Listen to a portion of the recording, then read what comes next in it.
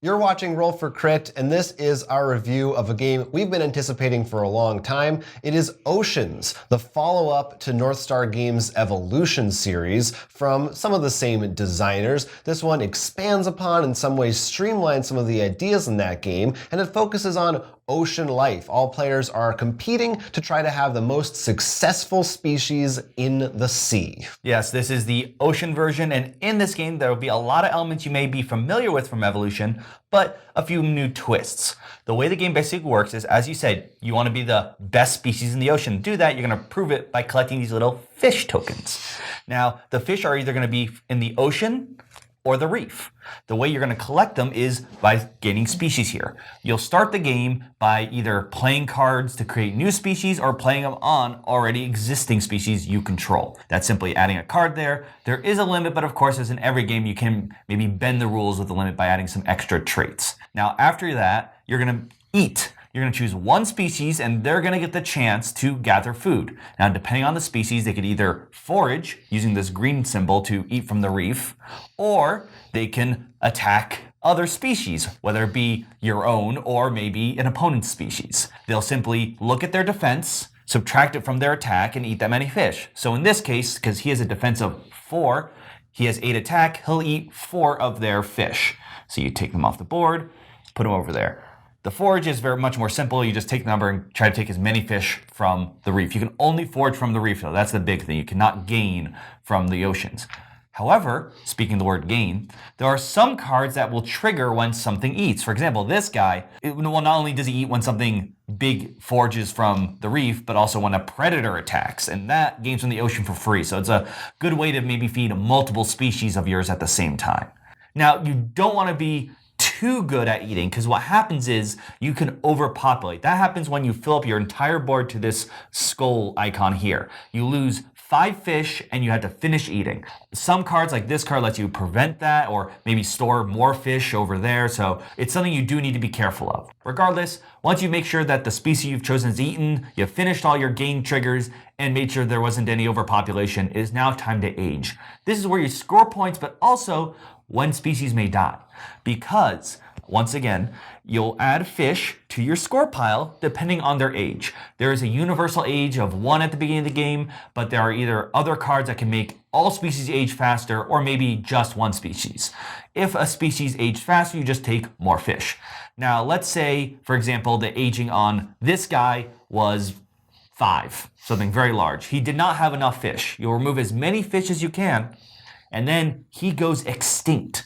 Bye. And is removed from the board. So it's another thing you have to be very careful about, because that's really the main way you're going to lose species.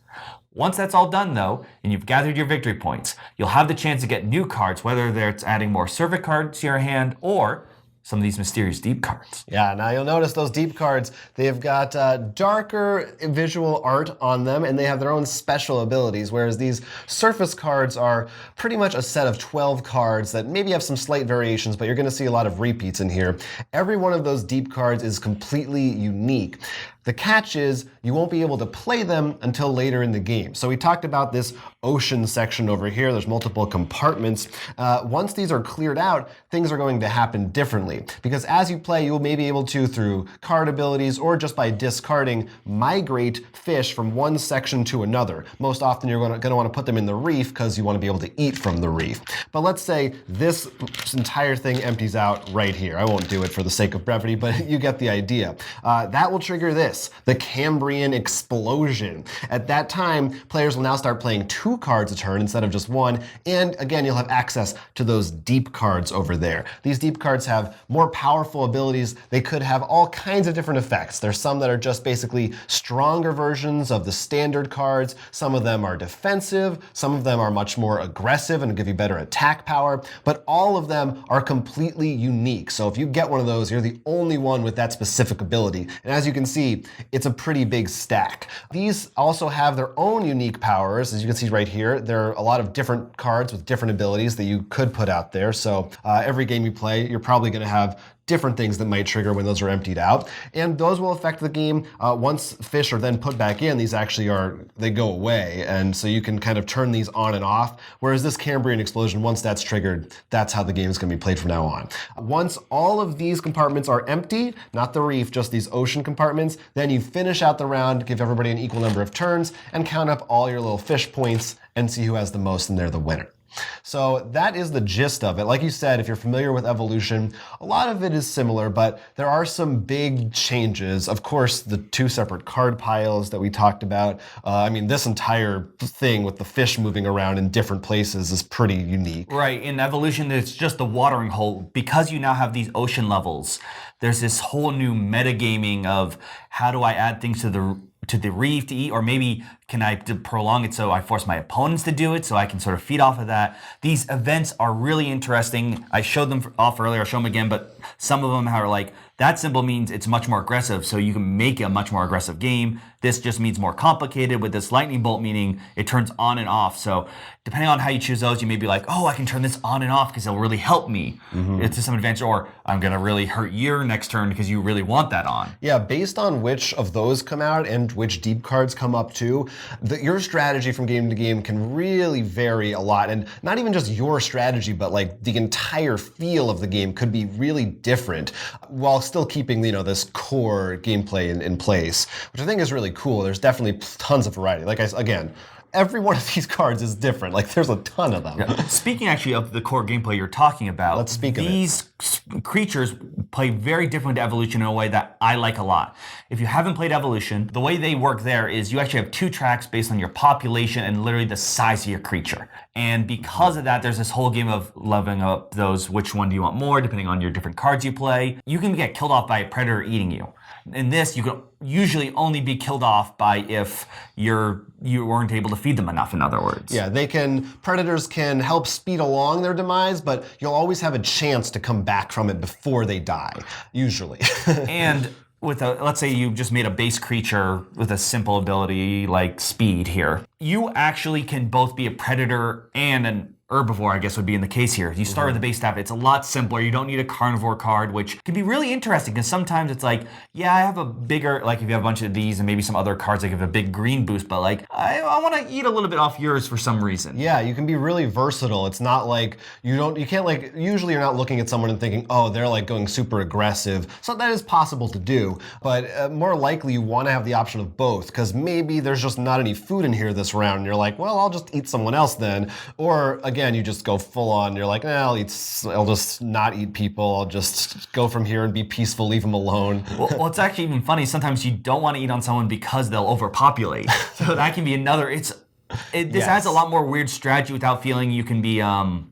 Well, not snowball. It's almost the opposite. Kicked out of the game. Yes. It's not really player elimination, because every time we've played Evolution, there's always one player I've felt who just constantly becomes getting eaten, and whenever they play a new species, it is the target. Somehow that game works to target the person who's in last place. Yeah, when you start off small, it's hard to build up. You're an easy target. In this, it's much different. It gives you a lot more breathing room to be able to build something up. Some of these defensive cards, for example, like Defensive Spines, completely can flip the game on the Predator. They're like, yeah, I'm going to keep eating that. And you're like, oh yeah? I put that, and they're like, oh, I can't eat that anymore. Yeah, you can totally, again, just like reverse someone's strategy. Talking about these ocean things, and you were saying like taking into account what's that going to mean if they overpopulate, if I feed off of them. I was saying it almost feels like a Rube Goldberg contraption where sometimes you'll have a thing where it's like, well, if I eat this many fish, then their thing will trigger, and then that will go into this box, which will get rid of this power, and you have to think like 10 steps ahead sometimes. One game, I went very Predator, which is really weird. Usually, like in Evolution, we were always the tanky, like elephants. We were hiding. In this, I feel like I can go carnivorous, partially because it also doesn't feel as bad. But one of the interesting things is you played a lot of cards that, it's not that you were eating a lot on your own turn. You just were taking advantage of everyone else with Shark Cleaner and stuff like that. Right, So you were just like constantly just raking it in outside your own turn. Yeah, a lot of cards will trigger based on what's to the immediate left and right, or what's the closest to another species that does something. So placement is also important. And yeah, you can do a lot depending on what the other players are doing in the game that, again, can really change up your strategy a lot. Some really cool stuff. stuff there. Now, I do want to mention you're seeing some deluxe components. I want to show them on because it actually involves some issues we had. First of all, you hide your points behind these screens, which are fine, but I really do love the bags that I got. I think they just feel nicer, and plus I love the art on here. I will say it is kind of nice with these screens because it's easier to look and know how many points you have. That's true, but I almost like not knowing and just being like, let's see how it goes. Now, the other issue is, and this is the first time I think I would think to say this in these games, is the art, because the art is beautiful. But if you notice in the reef, when you get, right now you can see a lot of them, but when you remove most of them, you might not realize there's two fish over here. Especially if you're at one side of the table and there's a fish like this somehow, and you're like, wait a minute, that can really change your strategy. Which is why, in the deluxe one, they included these acrylic ones, which at first I'm like, I wouldn't really use these. I really like these, but we feel like these stand out a lot better and they help with that. So even if you don't get the deluxe one, maybe look and find some cheap alternate meeples. Like there's a lot of custom meeple stores that you can find to replace them, which is a shame because I do love these colored fish. Yeah, they're really nice to look at, but it's a little thing. Another little thing, the little issue that we had was if you don't have any green or red symbols, because that's possible to have, maybe you just have this guy, then your species actually has a base stat of 1 green, 1 red. But there isn't like something to indicate that on a reference guide or anything like that. So we just thought it was a little strange, and sometimes at least I would, forget that I had that. It would be nice if there was a little reminder there. In case you guys are curious, the fish are different colors matter. You actually used just these in 2-player, that's for 3 with other ones. And these ones actually have a reserve because you only add them at the end of the game to make sure like when the end of game triggers that there's still fish for the final few rounds for people. And now our crits and misses for Oceans. First, staying in the surface with some crits. Compared to its predecessor Evolution, we found that Oceans was overall better streamlined, better balanced, and just in general a better game. While everyone will have their own preferences, in the end, especially looking at just base games, we just felt like Oceans fixed a lot of the issues we had with Evolution, and probably if you had to choose between the two, we're going to say you should pick up Oceans. Player interaction in the game is extremely meaningful, but not in the sense that you're being aggressive and attacking each other and taking each other out so that it feels bad for other players. More so that you are really having to take into account what everyone is doing on their turns and what that's going to mean a few turns ahead. Relating to our first crit, one of the issues we had with Evolution is it seems like it was really easy for one player to almost be knocked out of the game, and it was beneficial to keep him knocked out. In this, not only is it harder to knock someone out, but usually it's more of your own choices that will make that decision, not other people ganging up on you.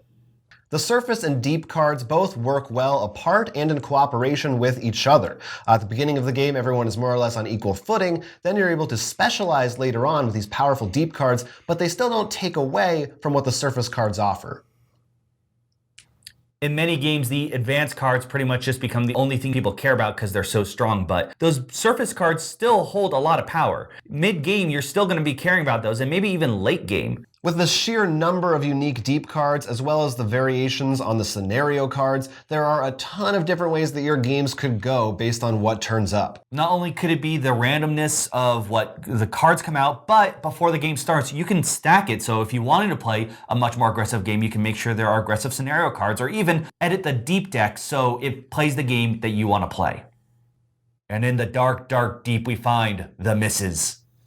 There are a few issues with the components we wish could have been cleaned up in terms of the base version of the game, whether seeing how many fish are in the reef or ocean slots, or even understanding that you have a base value of 1 in both the foraging and attacking for all species. It's certainly beautiful to look at, but for a game that has this much polish and care into it, it's surprising that in just a couple of these areas they kind of dropped the ball.